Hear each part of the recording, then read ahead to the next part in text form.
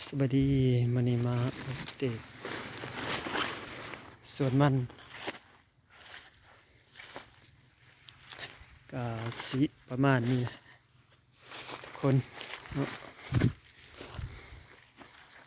ก็มันเป็นมันที่มันสับปะหลัง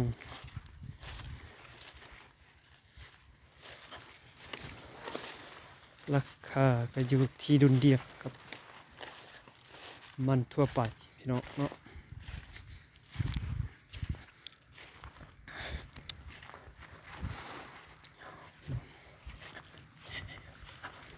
มาหอแล้วเจอ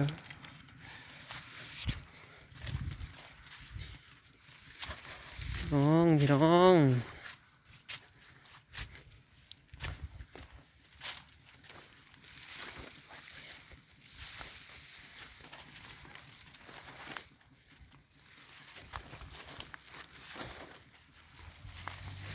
นี่คือส่วนมันกระปลูกจะดุนแล้ว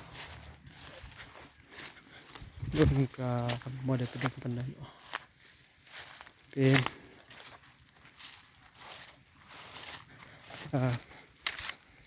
ปลูกได้2 ปี2 ปีคือ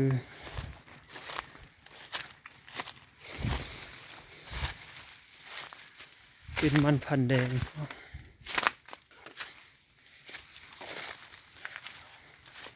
งามปีนี้คืองาม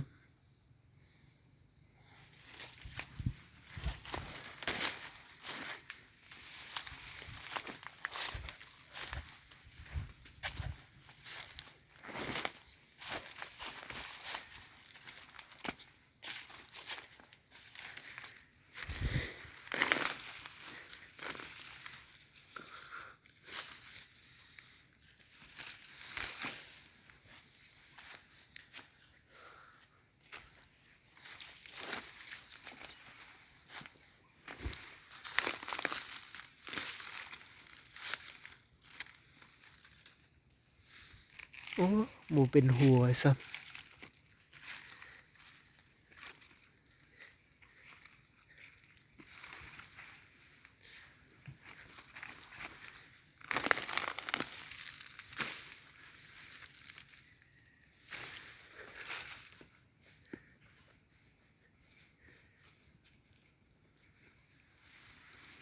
ตายหมูเป็นหัวพี่น้อง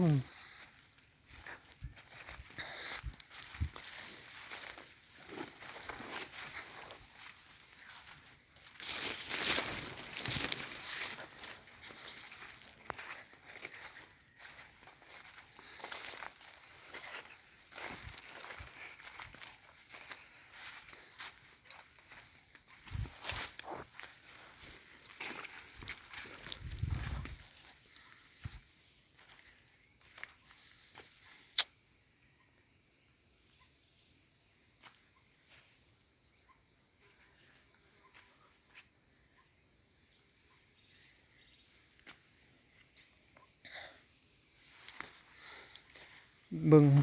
ก่อมันก็งามแต่มันบ่เป็นหัวพี่น้องจะมันเป็นจังไดบุ